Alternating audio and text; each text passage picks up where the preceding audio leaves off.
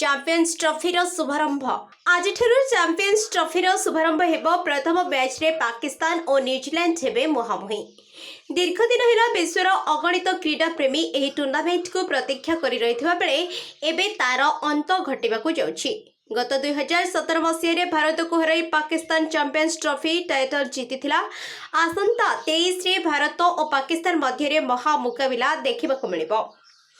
उक्त मैच देखिबाकू एबेठेरु उत्साह देखिबाकू मिलिलानी।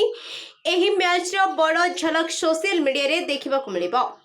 एथर champions trophy रे मोट 8टी टीम मध्य 15टी मुकाबिला देखिबाकू मिलिबो। 4टी लेखाएं टीम 2टी ग्रुप रे रहिछंती।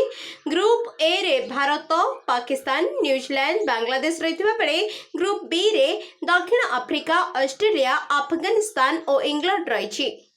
8टी टीम निज ग्रुप रे 3टी लेखाएं मैच खेलिबे। ग्रुप रो टॉप 2 टीम सेमीफाइनल पाई क्वालिफाई करिवे। सेथिबाई प्रथम सेमी दुबई रे और द्वितीय सेमी लड़ाई लाहौर रे हेबो। एहा परे फाइनल मुकाबिला खेला जिवो।